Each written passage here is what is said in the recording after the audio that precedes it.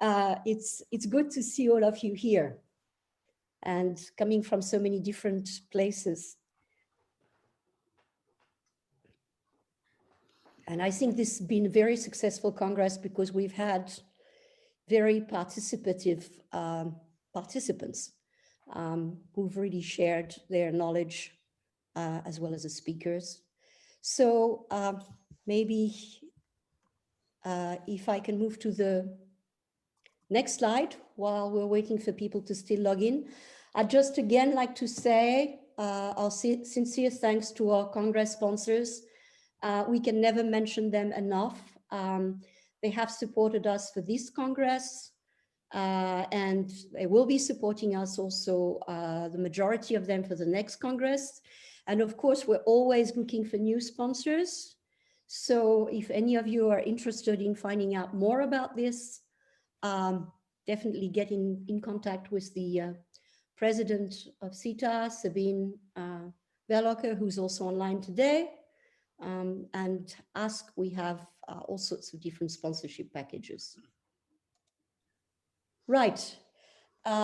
We've got a very full last session, starting with Peter, whom you've met before.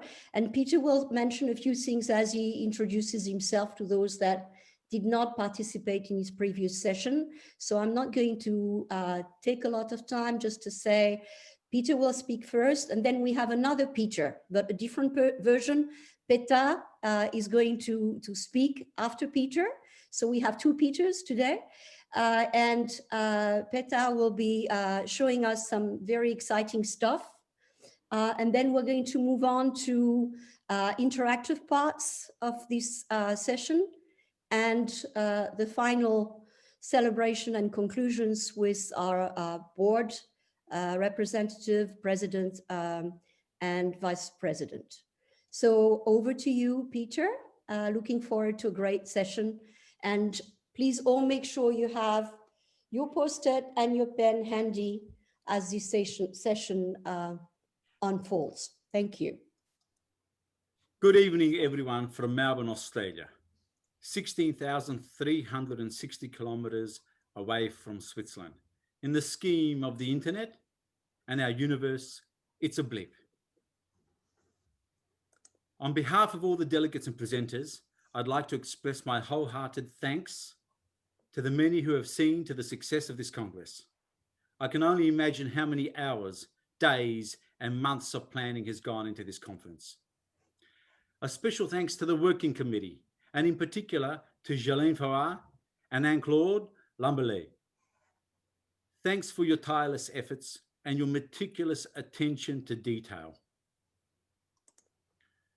All of us have come together through a shared interest in human differences and diversity, and the manifestation of this in the countless spaces we all operate in, whether it be in organizations, communities, and homes. I'd like us to offer a moment of silence for those who are less fortunate than us, and for those who have been affected by the pandemic, which is wreaking havoc across the globe.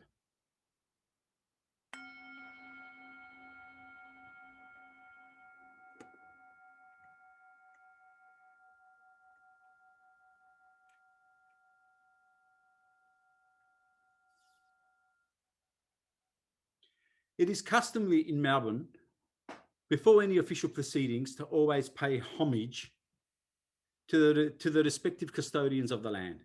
Australia has one of the longest living cultures, extending back to more than 70,000 years. Before Europeans arrived in Australia, there were more than 324 distinct people groups. Australia was always an important meeting place and location for events of education, social, sporting, spiritual, and even cultural significance. Today, we are coming together just like the past, present, and emerging custodians from Melbourne. Custodians who have always had a deep respect and connection to land, water, and the communities they represent. I'd like to also pay my respect to any elders and custodians representing First Nations who might be present today. I have been given the task to share with you not one takeaway, but to summarize the entire conference through a personal narrative that explains my journey into the world of interculturalism. I took the liberty to watch all the presentations and was dwarfed by the wisdom shared by all the presenters.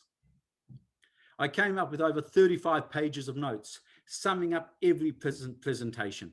And over the last 2 days, gave myself the arduous task of weaving everything into a narrative that I hope will do justice to the last 5 weeks. Today, my keynote is titled A Light in the Crack, and influenced by the story shared with us by George Simon. Today, I will be asking you to ponder on some ideas, new and not so new.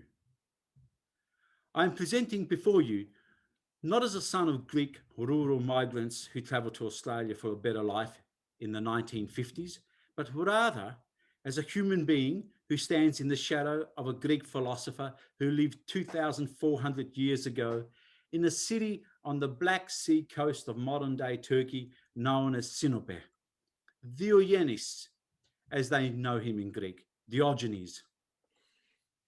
Diogenes by most people was known as the person who lived in a barrel. Diogenes lived the life of a kin, the ancient Greek word for dog, which cynicism is derived from. Hence, Diogenes the cynic. Most people don't know that Diogenes was also the first human being to proclaim, "I am a citizen of the world." The notion of a citizen of the world resonates with all of us and postulates that all human beings belong to a global community based on shared morality. The advent of the World Wide Web in 1989 has created a global super-connected age. The ability to navigate our way through how we see the world and how we relate to each other has become central to global citizenship. For those of you who aren't aware, I have spent the better part of 3 decades working as a creative director, music conductor, composer, and producer. In 2002, I founded Cultural Infusion as a response to the impact of globalization on society and as a means to addressing issues of lack of understanding of the other and a way to reduce ethnic and race-based discrimination. Over these 3 decades, I've come to realize the power of the arts, the power of culture, and that we don't do enough to draw upon humanity's greatest asset, cultural diversity, our most recognized brand, yet our most underutilized brand. I wish to share a story with you about my 93-year-old father.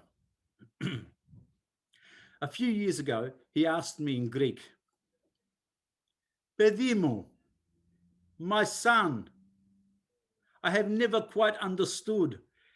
Tell me, what is it that you actually do?"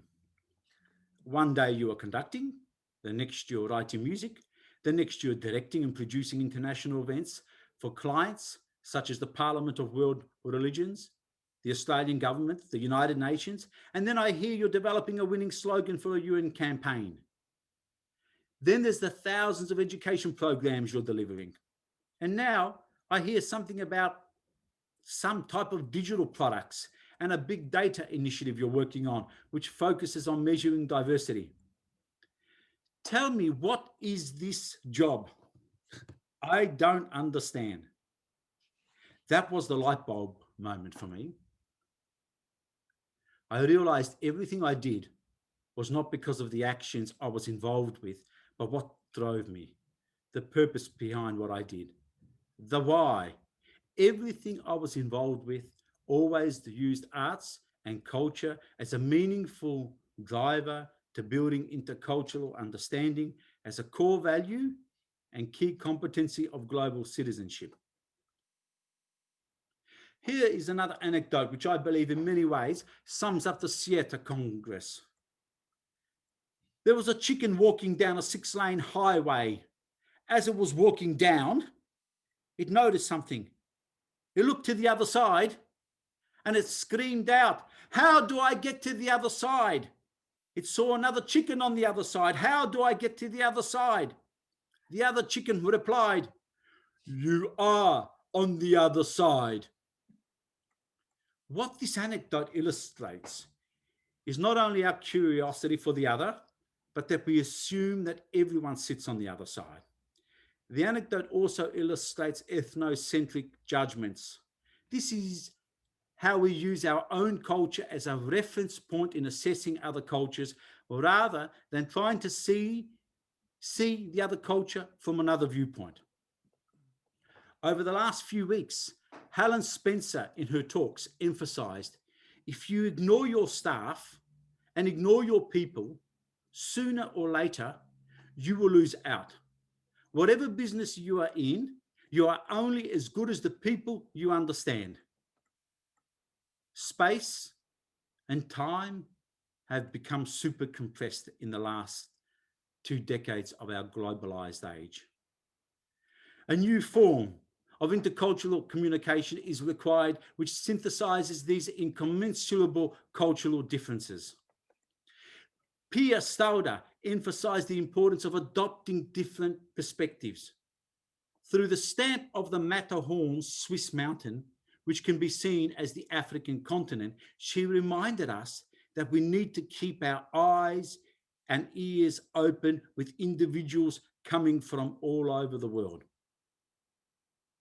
The chicken anecdote also highlights that in societies, there are rifts, chasms, and there are stories that define every single human.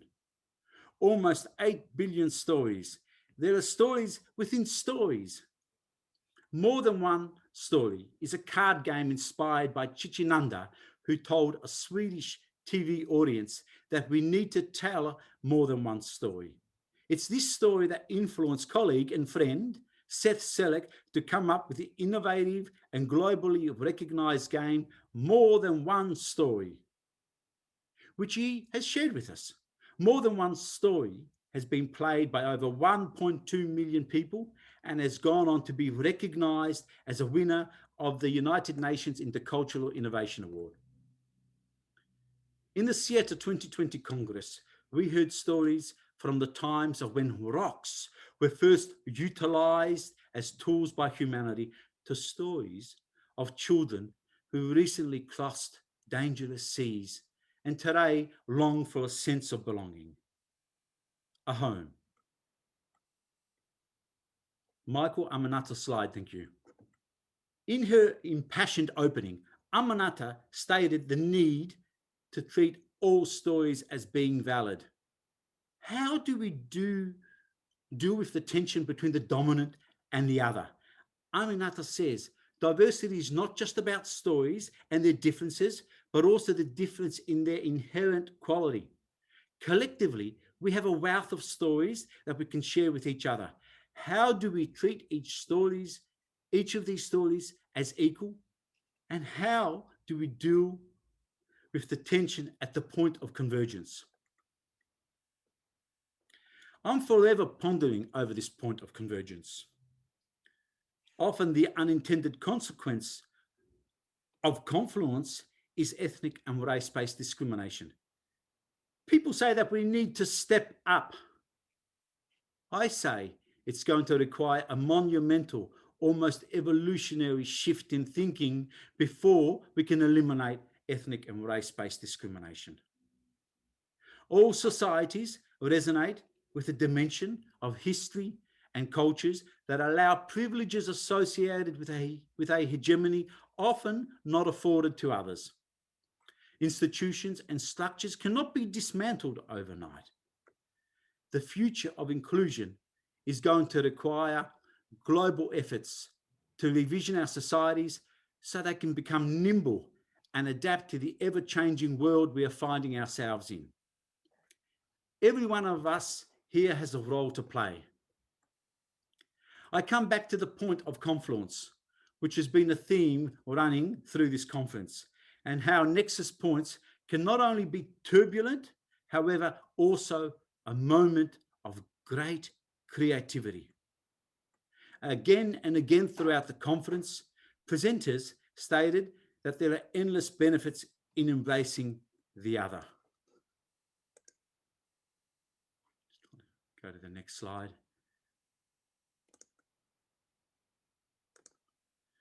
Okay. Migration is a loaded word. And as we heard in the first Unpacking Migration session, Gianni D'Amato, Evgenia Arvanitis, and Helen Taylor all highlighted refugees integrated into society creates benefits for all. This is a no-brainer to us, but how do we communicate this to others who don't think so? Refugees are an asset and always have been, yet they forever experience obstacles. The latest research highlights that where migrants are integrated into a society in areas where there is greater diversity, the more positive the outcome.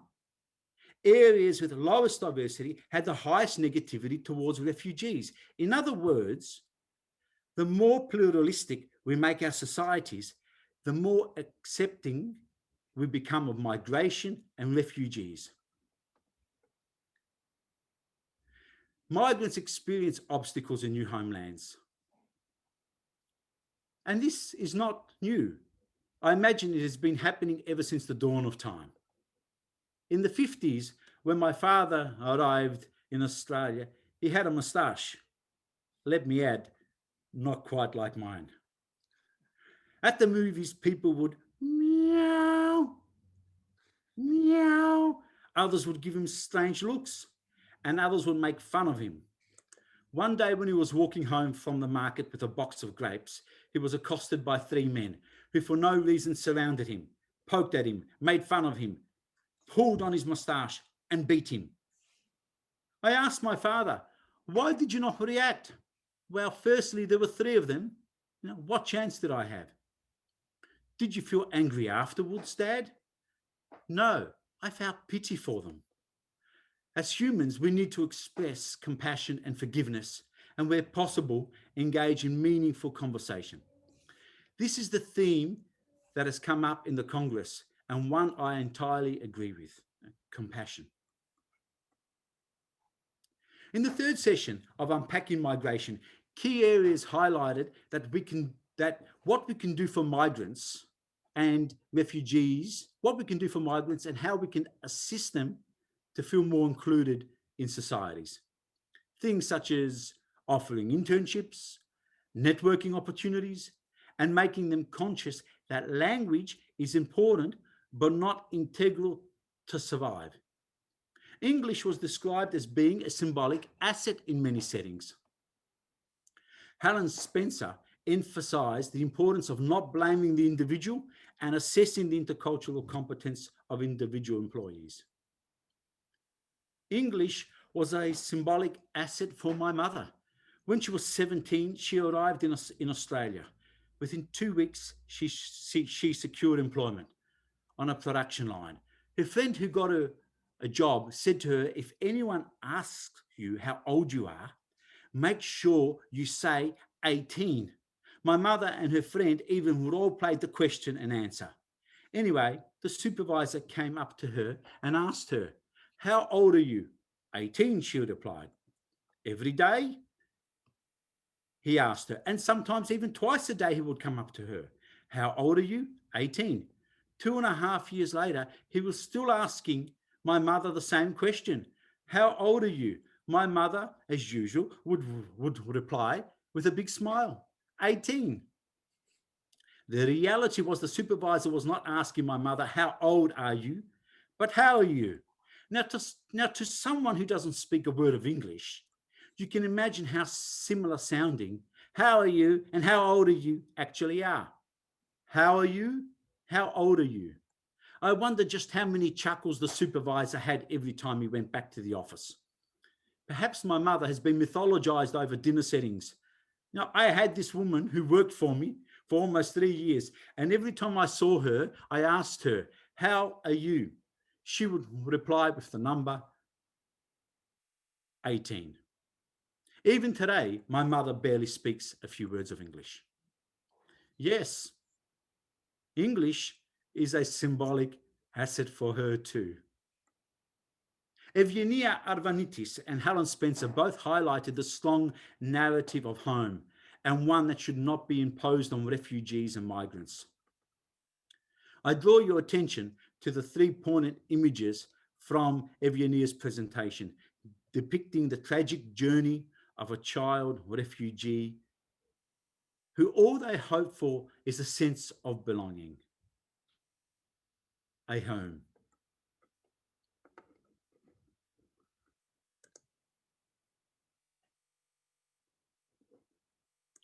I pay tribute to our visual harvester, Rebecca, who so eloquently captures the sentiment of so many of the sessions, and in particular questions that we all seek answers to. In the session titled, Learning to Live Together on an Equal Footing in Culturally Diverse Societies, which was facilitated by Tom Waterhouse, the message that came through was that we all need to send a clear message to those engaged in hate crimes, hate speech, and exclusionary practices, in particular during the pandemic where scapegoating is rife. There was an emphasis on the role that education plays in bringing about openness and reducing racism, which Miguel Carvalho da Silva describes as the instrumentalization of fear. Simply put, Miguel states education allows us to deconstruct the instrumentalization of fear.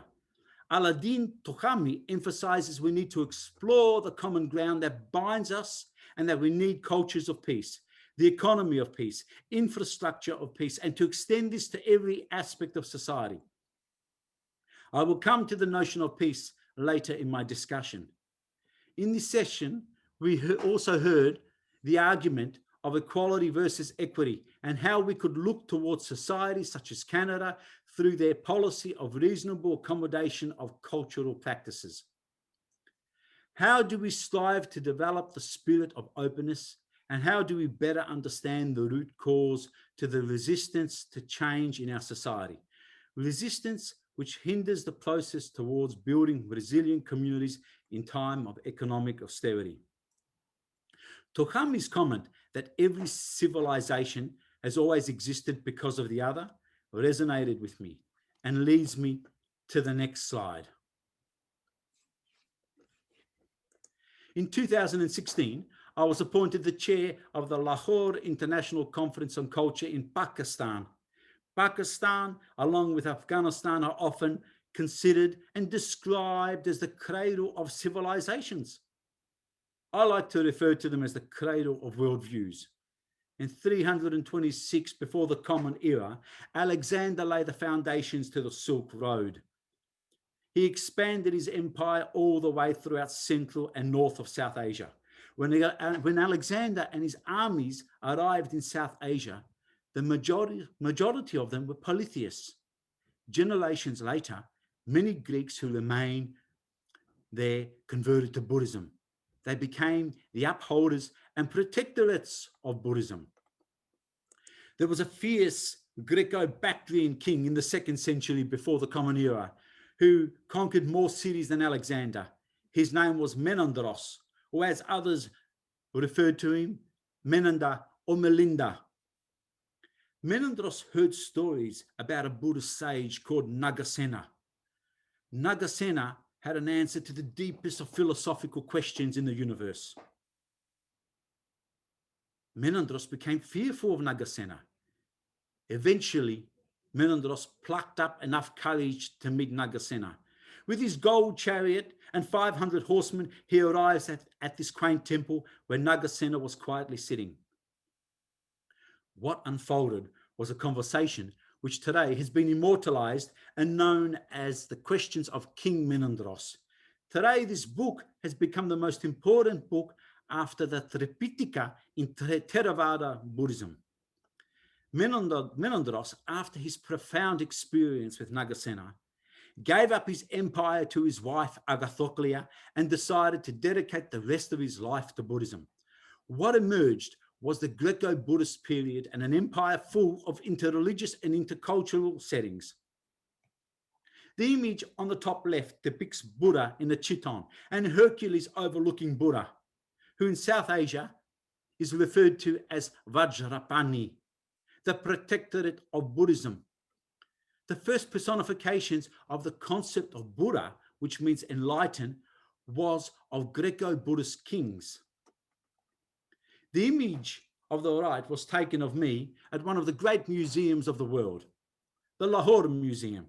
In the background is a Greco-Buddhist statue, which was the inspiration for my moustache. The Lahore Museum also hosts an impressive collection of some 48,000 coins. The square coin you see the image on it. The square coin you see is the very first bilingual coin in the world. It depicts King Demetrius III in Greek on one side, and on the other side, it's repeated in Kharoshthi, an extinct language used in ancient Gandhara for the Prakrit and Sanskrit language. When I first saw this bilingual coin, I was awestruck at what it said about a society of 2,000 years ago, a society that did not approach everything from an ethnocentric perspective and valued inclusiveness.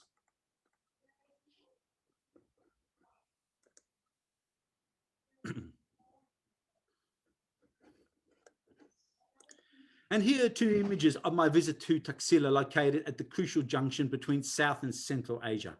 Taxila was considered one of the intellectual capitals of the world for almost 700 years, where humans of all faith and religions lived in peace and mutual respect.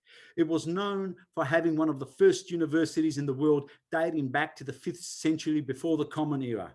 Students would travel huge distances to study at Taxila, similar to students traveling to every corner of the globe today. Around 180 years before the Common Era, King Demetrius I redesigned Taxila so it could become a place that all people groups could congregate.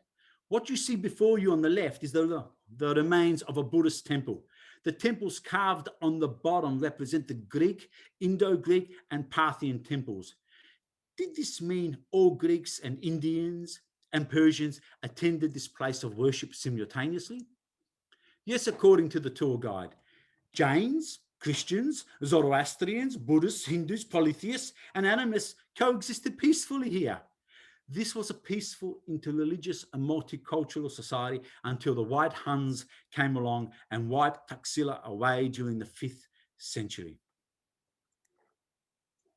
I often wonder why we don't reflect more on the past and study how societies lived at their best, and more importantly, what was it that brought their demise about? And the image to the right is a statue of Aphrodite in the Taxila Museum. My partner is called Aphrodite. It's amazing that every year, until recently, I was spending 4, sometimes 5 months a year traveling to many parts of the world. And I always find myself never being able to get away from her. What did the nexus and the creative process look like during this period? Egun Ness and Vlad Glaveanu's outstanding presentation, whilst it dovetailed into the future of inclusion theme, may also tell us of the process that took place 2,000 years ago. Vlad highlighted how difference is essential to creativity. Creativity is the process that thrives on differences and creates spaces and environments which increase inclusion. If we want to develop inclusive societies, then we don't need to look too far. We look to the past and the stories the past can share with us. I highlighted this in my Culture at the Heart of Education session last month. History tells us again and again that all objects reinforce the notion that we are all interconnected. It's these stories we need to tell, that cultures are not exclusive, not static, and ever evolving, and that the lifeblood of culture is confluence. I was impressed with Vlad's presentation so much, I intend to have this research feed into my own work. As a creative and artistic director of more than 600 productions over 3 decades, I have never understood the creative process in this academic and nuanced sense. I now know of the 4 personality types that characterize the creative process: the radical oriented versus control, and the challenger versus driver roles. Now I completely understand why there is natural resistance to change. Thank you, Vlad.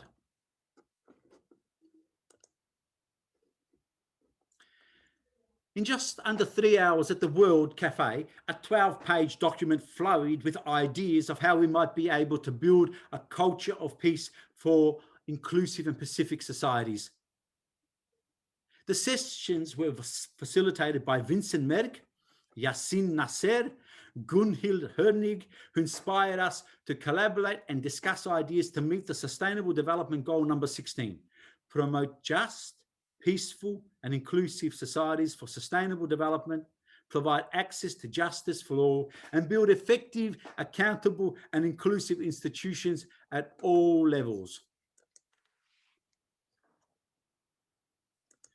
Yasser drew upon his heritage and the concept of Ubuntu and how that might be able to frame our approach to peace. Ubuntu, I am because we are, and the analogy of the chromatic circle puts all complementary points of color at equal distance from the center and emphasizes that we need each other and that every point of view is required to understand totality. Culture of peace requires partnerships and a win-win. Yasser also shared with us the Chinese word for crisis, which is described by two ideograms which jointly mean danger and opportunity, and went on to illustrate the point that conflict is an opportunity for transformation. Yasser went on to say that we need to draw inspiration from nature to create circular organization systems that would rely on synergy as the foundation of all relationships. Juan Manuel Bumacor told us that conflict is natural and that we need to be open to conflict because it provides the opportunity to collaborate. When we listen with intent and are mindful of each other's realities, conflict becomes transformational. Building well-being is an ongoing process because societies are forever evolving. Well-being is often viewed in health terms. However, Vincent Merck pointed out that well-being is a much broader concept and should be viewed as how the individual and society can learn to be resistant to stress. Bumacor, in his talk, presented the concept of peace and the difficulty with defining it and how history teaches us that at various points of time, peace has had a different meaning. Bumacor frames peace in how it has to do with the change of the status quo between the haves and the have-nots. Bumacor tells us, and I quote, "Here lies the fundamental difference.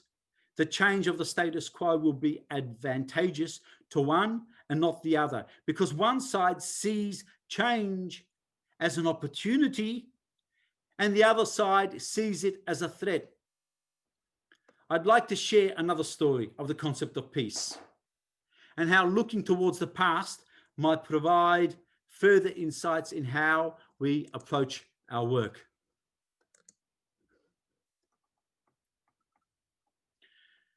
Something very monumental took place more than 2,000 years ago in Central and South Asia.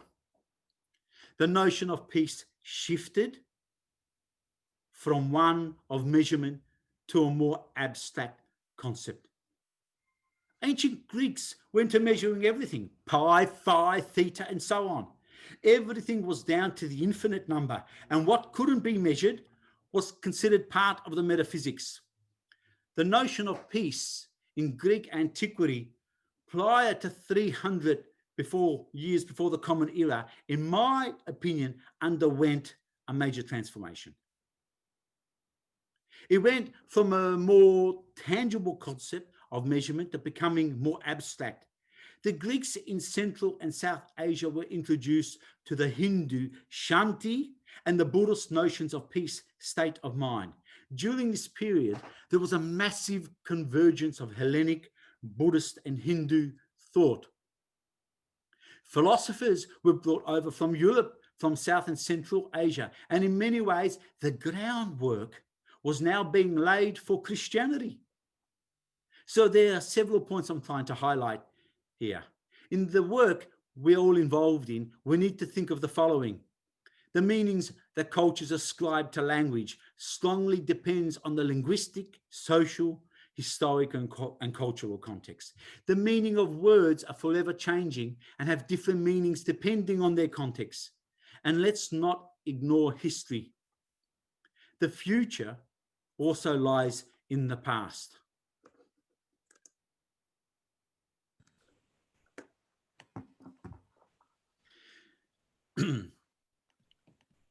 Irini, the Greek word for peace, is derived from iro, which means to string together all the essential components into one, into a state of equilibrium, or to bring everything together which has been separated or divided. It often means God's gift of wholeness.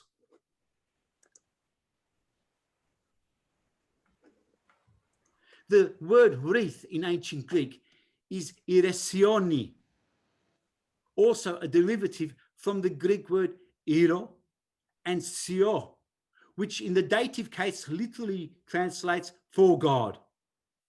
The iresioni or wreath was often made from an olive branch. This might also explain the etymological significance of the wreath as a symbol for peace and why it was adopted by major agencies such as the UN for their logo. The analogy between the wreath and the etymology of the Greek word for peace is no coincidence. The Greeks all along knew that in order to have peace, it required many different aspects working in harmony. The concept of measurement is not new. The Global Peace Index, developed in Australia by philanthropist Stephen Killaley, works to try to understand peace as the attitudes, institutions, and structures that help encourage and sustain a peaceful society. There's a strong correlation between the ancient concept of peace in Greece and the Global Peace Index, which has identified 24 indicators underpinned by 8 pillars which make up peaceful societies. Peace is a delicate concept which requires work. It does not come naturally. One pillar becomes weak and immediately the equilibrium of peaceful societies we strive to create are disturbed. In a traditional sense, peace can often be described as the absence of violence and conflict. In the World Cafe session facilitated by Gunhild Hernig, all participants were broken up into groups, where in conversational cafe style settings, we were asked questions to respond to. What resulted was a harvesting document we all contributed ideas to. I focused on the word conflict, which appeared 17 times by participants in response to the question, what is the leverage of actions to transform or prevent conflict in order to maintain an inclusive climate? And there you can see some of the uses of the word conflict. Education is key in preventing conflict. Understand the real source of conflict.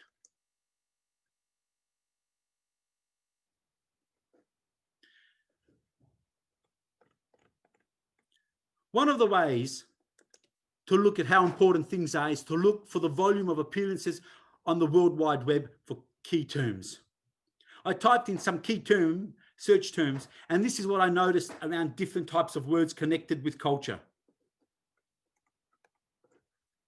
I typed in the terms interculturalism, multicultural crisis, intercultural understanding, multiculturalism, cultural harmony, cultural inclusion, and cultural conflict.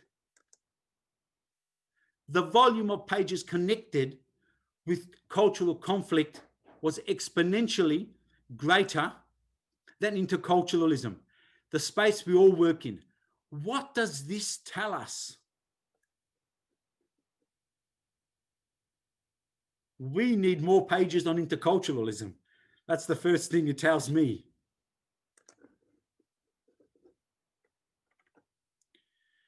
In the trends slide, you can see 2 major spikes across cultural inclusion and cultural conflict. Note the period when these spikes took place. After the first wave in Europe, when coronavirus cases had subsided, and before the exponential increase What do you think the reason is for this sudden spike in the middle of the first two waves? Please feel free to share your thoughts in the chat box.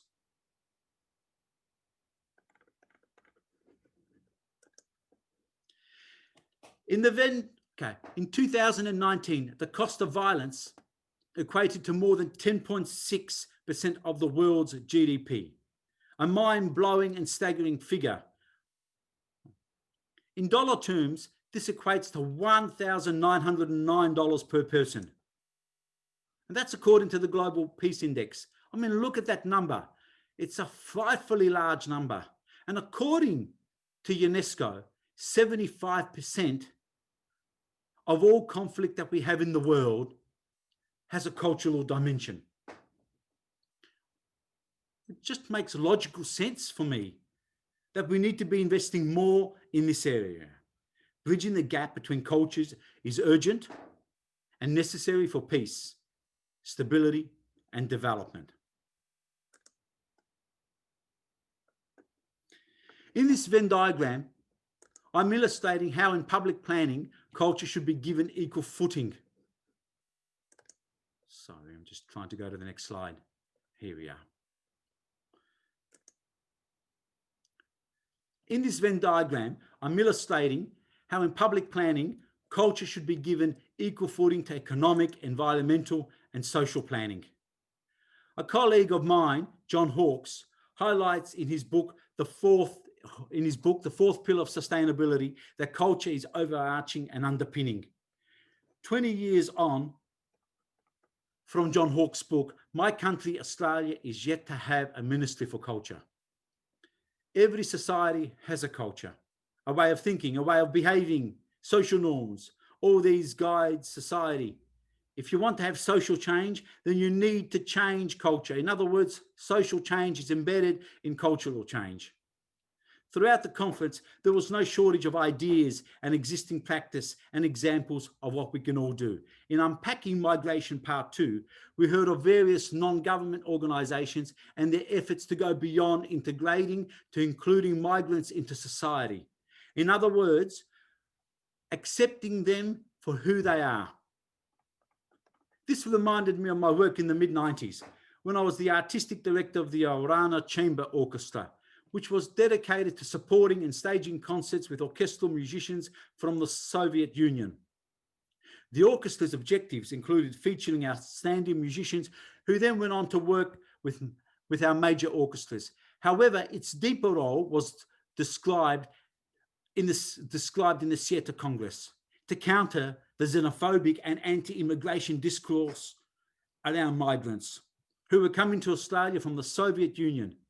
And mind you, there was a lot of it at the time. Today, it is being directed to those who come to Australia from the Middle East, Africa, South Asians, and most recently, because of the pandemic, East Asians.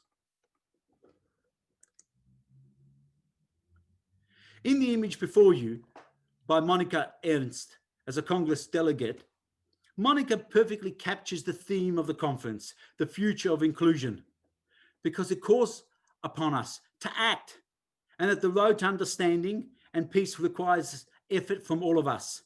It is not one-sided, it's reciprocal. It requires us to take on other perspectives and include them in building bridges, as is illustrated perfectly in this drawing. I'd like you to think of yourself as a bridge builder and what this means to you. What will be the takeaways from this Congress? Please share some of your ideas in the chat box. I want you to think about where you were before this conference and where are you now? And lastly, how the skills and knowledge you have acquired be extended and, more importantly, transferred to other areas.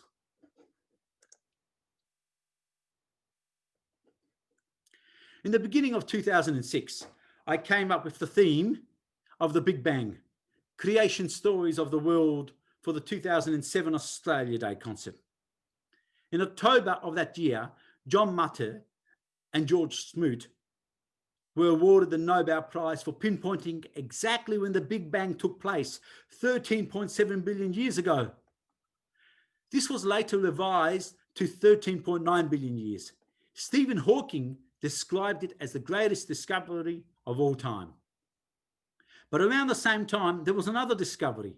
John Cramer, an acoustic physicist prompted by his son, with the incessant repetition of "Dad, Dad, Dad, what did the Big Bang sound like? What did the Big Bang sound like?" Cramer was able to now work out with the data available to him. He was able to work out exactly what the Big Bang sounded like. I'm sorry to disappoint you. The Big Bang was not the mother of all explosions, but rather like a hum. During the research phase, as creative director of this Australia Day concert, we discovered that there were many cultures, including First Nation cultures of Australia, which described the hum at the very beginning of time, the source from which all things come from. But George Simonovich, known to many of us as George Simon, who has worked in 60 countries creating games which bring people together in safe spaces, would see this image before you and would probably be asking, what crack was it that gave the universe its light? My interpretation is not based on that told to me more than 40 years ago by my science teacher, who said that the universe was 4 billion years old, but rather a more philosophical approach. An approach that marvels at the universe, which has been around for 13.9 billion years and came into existence for us to share this very special moment. I ponder, what created this remote chance, which allowed for light to come through a crack for all of us to be here today? In the spirit of humility, compassion, and camaraderie, I now call upon us to act out the African proverb that migration expert Papa Balandong shared with us. Ben loko tudaho, which translates as, one hand cannot clap on its own. It takes two hands to clap. Thank you.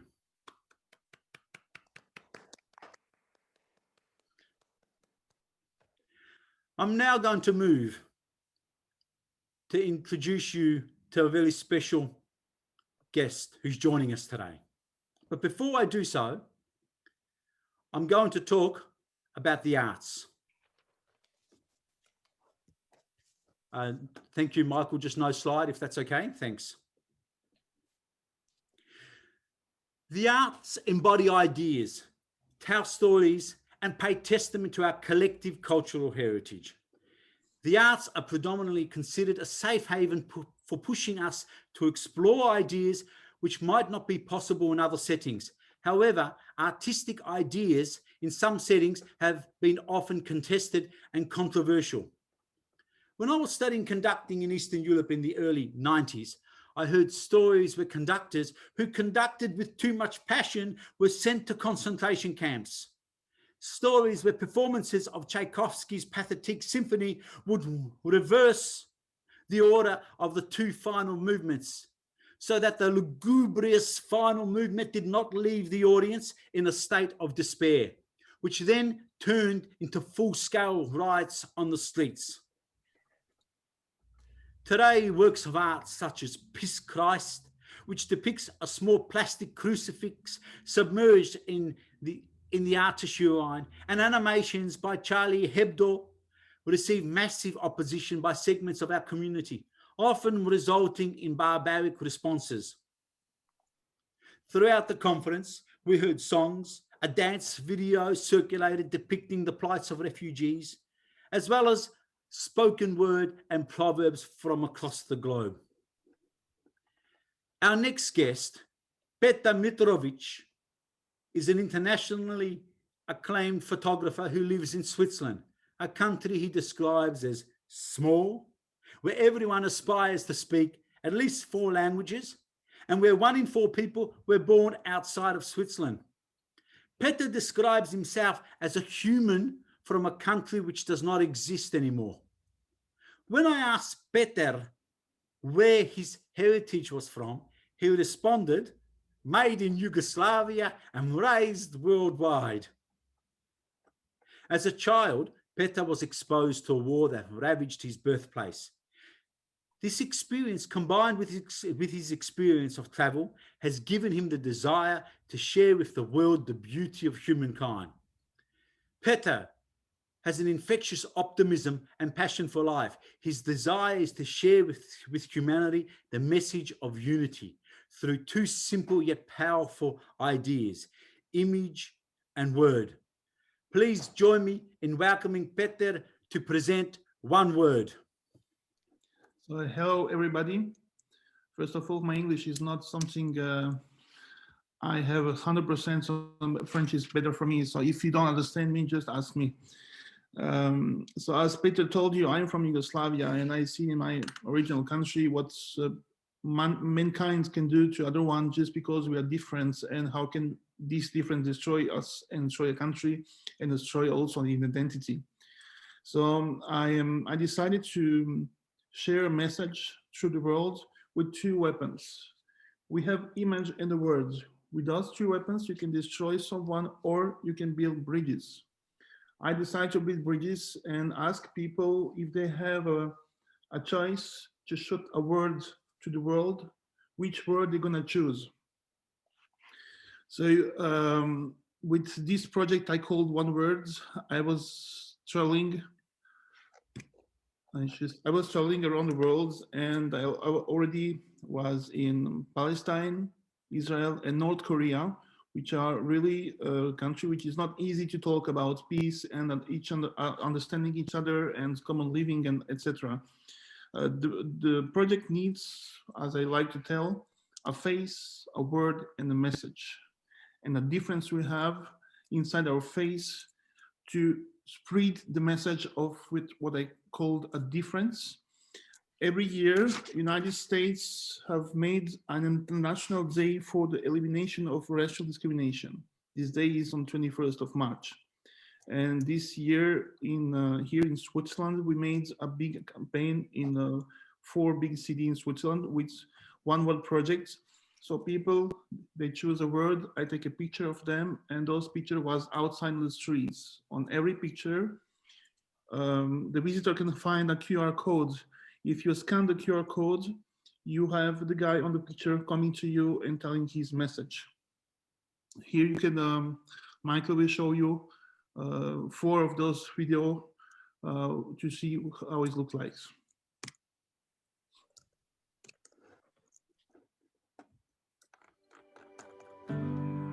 Le mot lien est important pour moi parce que j'ai 2 origines, suisse et togolaise. Et donc il est impossible pour moi de me séparer d'une des 2 origines. C'est pour cela que j'ai choisi de les lier, simplement.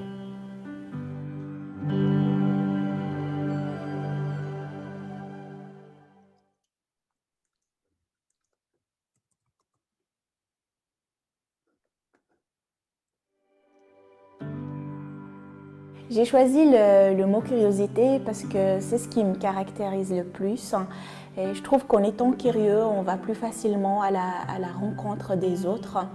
Et en étant médecin, cette curiosité m'aide à aller vers tout le monde, sans préjugés, sans ressentiment, à casser un peu les appréhensions qu'on peut avoir. Et c'est quelque chose qui m'a toujours poussée à lutter contre les jugements que je peux avoir, les idées reçues. Et je trouve qu'en tant qu'être humain, être curieux de l'autre, ça nous pousse à aller au-delà de nos peurs.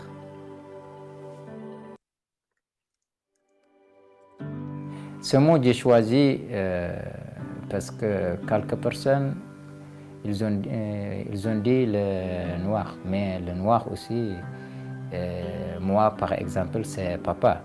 J'ai choisi le papa et il y a la responsabilité pour une famille.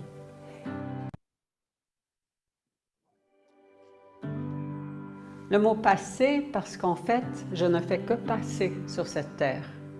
J'aimerais utiliser le temps qu'il me reste pour mieux connaître les autres, apprécier les différences, ne pas parfois me méfier, avoir des appréhensions, Parce qu'après tout, nous venons tous du même moule, l'humanité.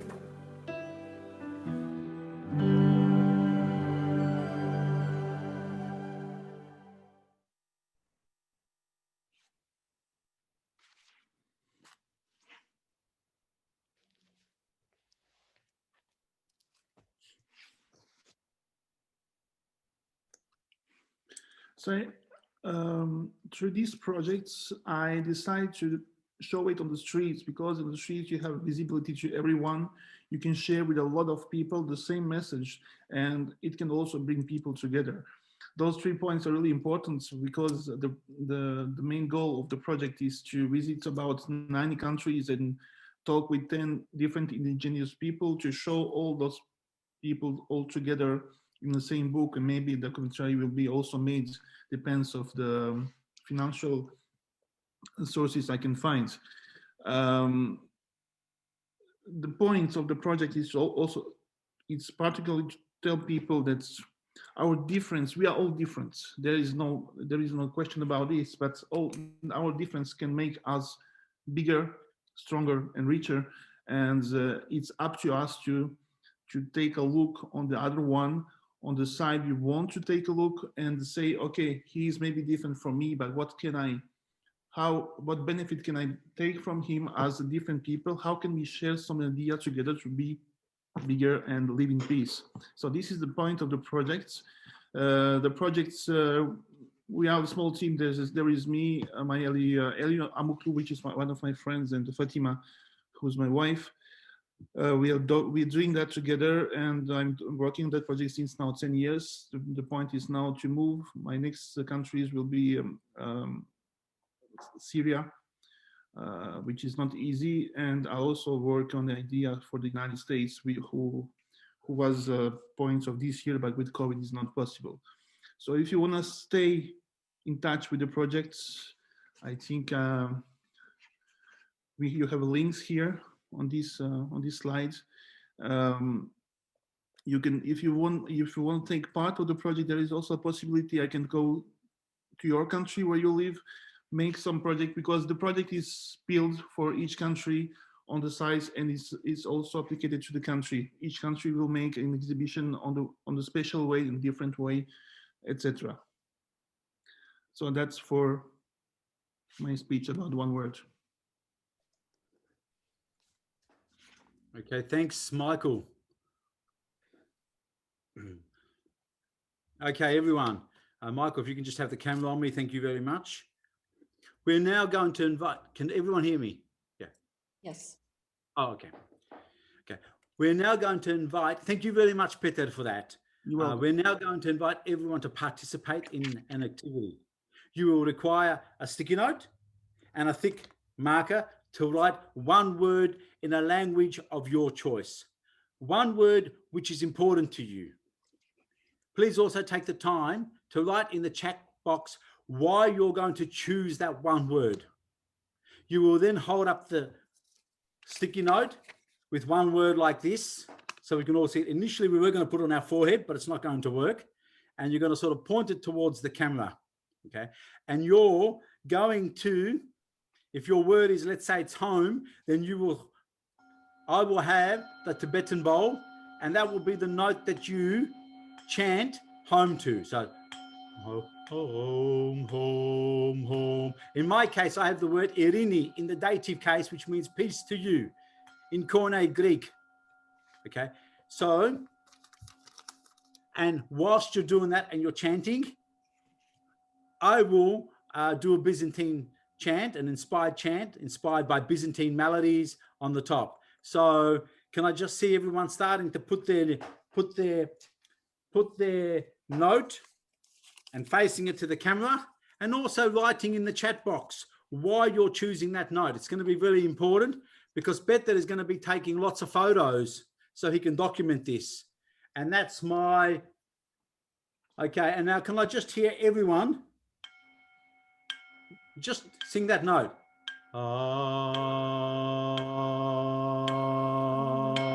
I'm going to change the view here so I can see all of you. gallery view. Hey, that's better. Okay, peace, peace, peace. And I'm going to do a bit of a chant on top of this now. Please do write your message. Take the time to write a few words why you've chosen that message. So the words I'm going to sing for you will be the words that you've written, but I will also chant the words Doxa istus eonas ton eonon, which literally translates as glory to the ages of ages. I've chosen this text because of its timeless eternity and to pay homage to the generations of ages before us and the generations after us.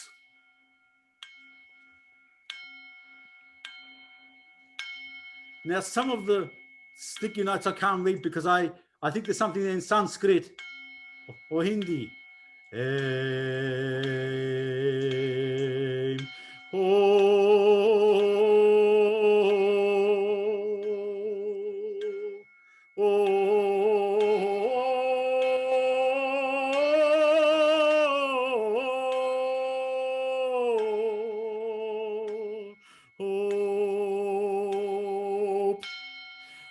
Harmony, harmony. Doxa, doxa, doxa. Doxa, doxa istus eonas ton eonon.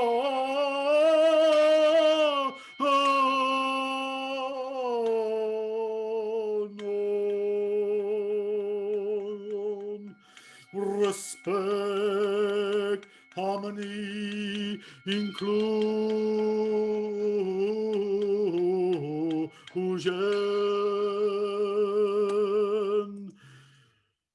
equity, empathy, tolerance, equity, empathy, tolerance, empathy, empathy, istus eonas doxa, istus eonas doxa,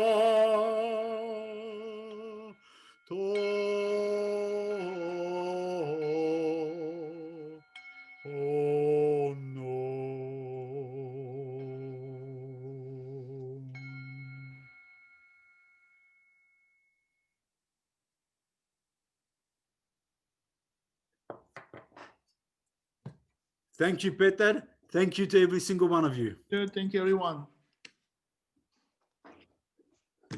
Michael, if we can get back to the slides. Well, a big word of thanks to Peter for doing the incredible job of summarizing an entire Congress in a short session, and to Peter for his fantastic project. And really, if we can do anything within CETA associations worldwide to support your project as you move from one country to another, this is really something we should be doing, because these are the concrete actions that can lead to direct feed into emotions and make a change in this world. Making a change in this world is also what we try to do in our small way with our silent auction. And you can see the results below. The winners will all be notified. And I'm sure the board will probably dig into its pockets to round up this number. And we're very excited that this charity, which is looking after children in Lebanon, in an environment which is very challenging right now, is going to be the beneficiary.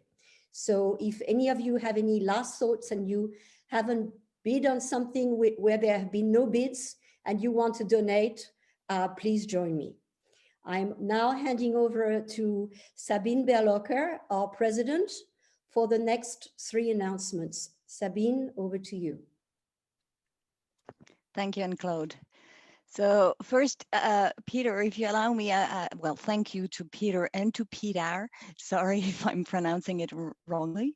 I wanted to share my main takeaway from this Congress, because you asked what was our main takeaway from this Congress. And in fact, one of the words that I heard the most, I think, during the whole Congress was belonging. So if I link it to the title of the Congress, I would say the future of inclusion is belonging. And I know that some of you really said it exactly like that. So thank you for the presenter. So could you please just go to the next slide, Michael? Thank you. Thank you. We have a certificate of attendance. So if you attended a minimum of 6 sessions, you are eligible for an attendance certificate. Therefore, if you wish to receive that certificate, please send an email to congress2020@cetera.ch and you will receive the certificate of attendance. If you're a student, if you're a delegate, anything, okay. On another note, I'm also happy to confirm that our LinkedIn group will remain open until the end of May 2021. At least you will learn more about it later. Michael, next slide, please.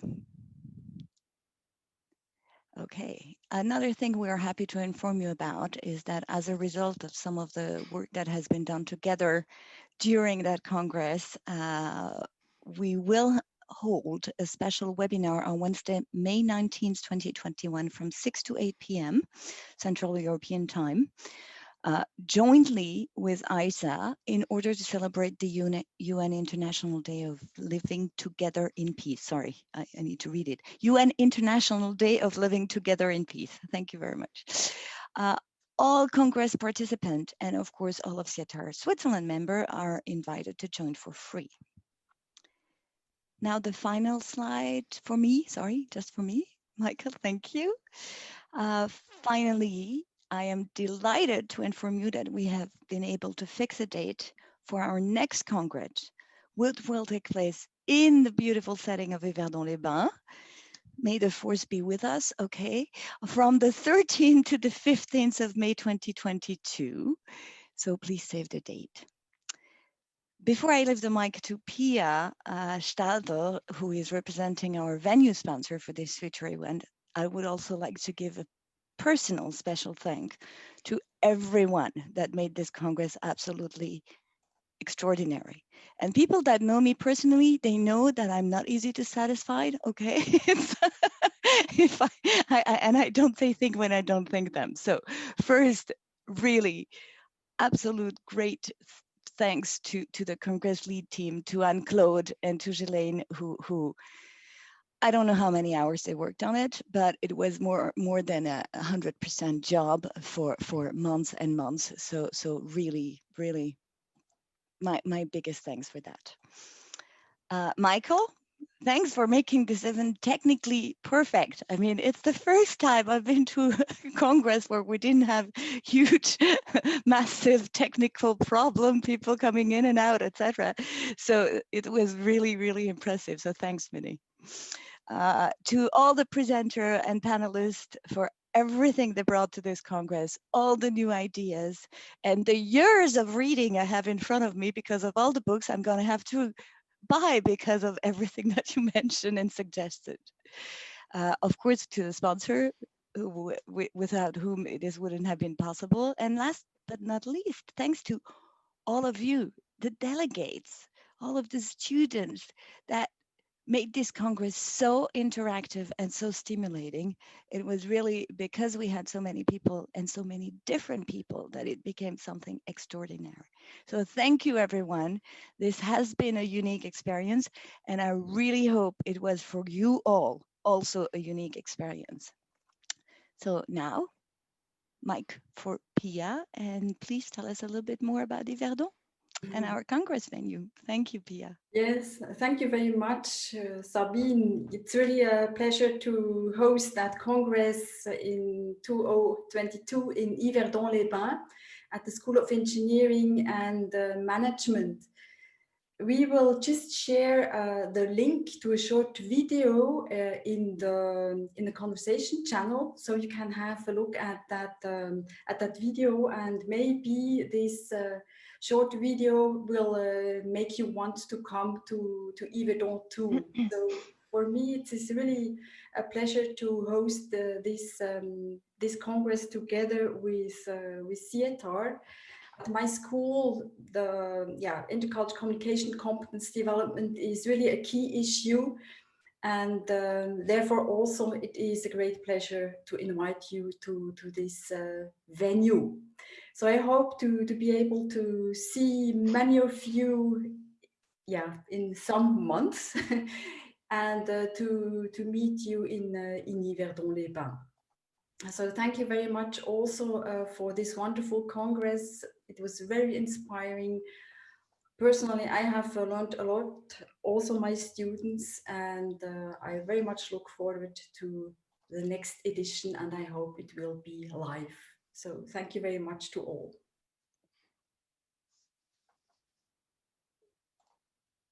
Wonderful. Thank you very much, Pia. We're really looking forward to the Congress 2022, and thank you to Sabine and Pia for that wonderful announcement. Right, Michael, if we could get the slide, the next slide for the... Wonderful, thank you.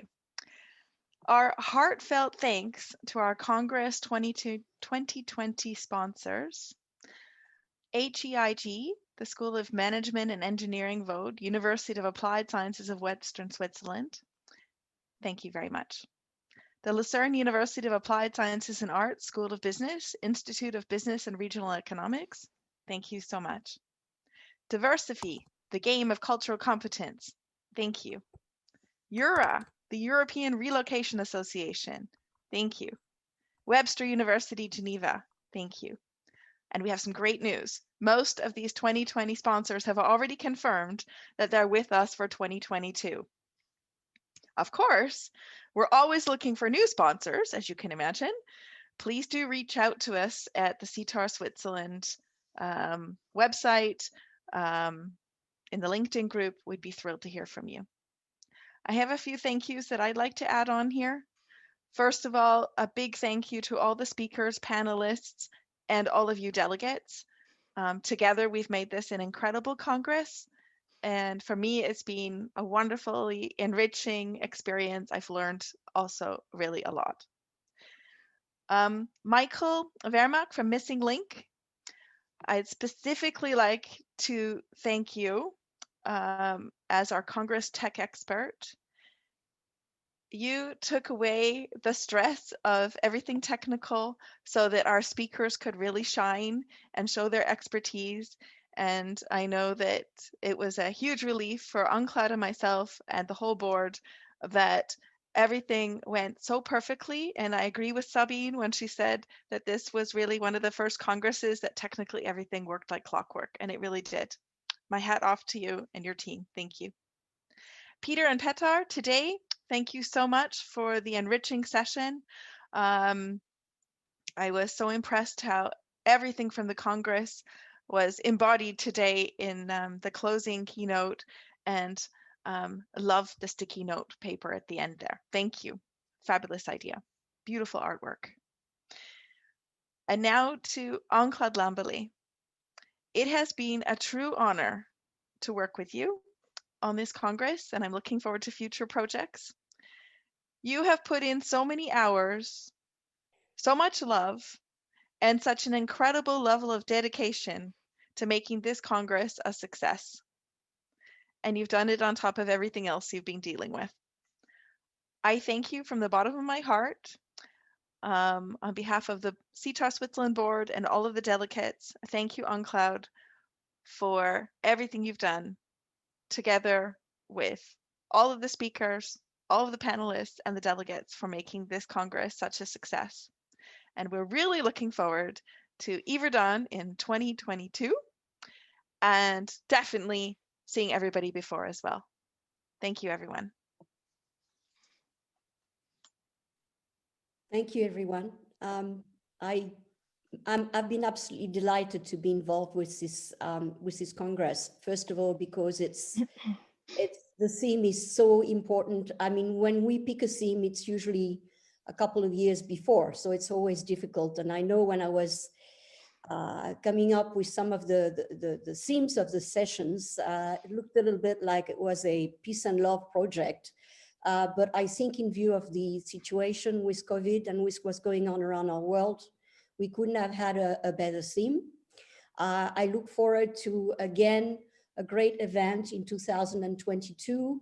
I know the venue at HEIG Vaud, and I know Pia will be there with her team and her students to really make us welcome.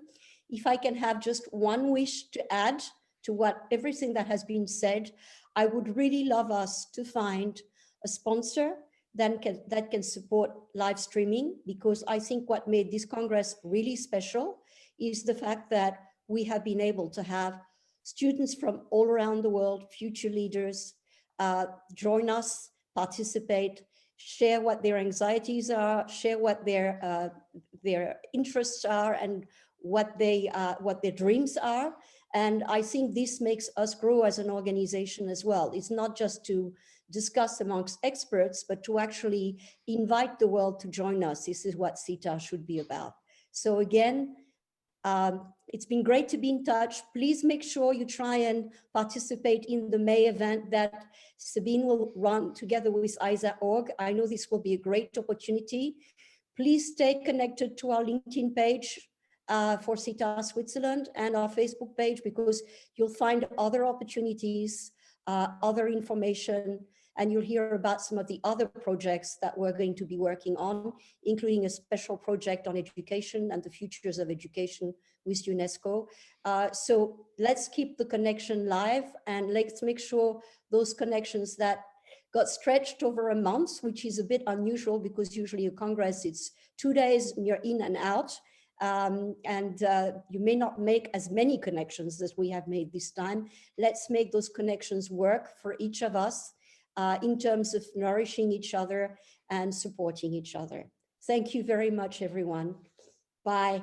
A great big bye-bye. And lots of love, lots of strength. Thank you. Thank you. Bye-bye, Thanks, everyone. everyone. Thank you very much. Bye. Thank you very much. Bedankt. Thank you. Bye Merci. bye. Thank you.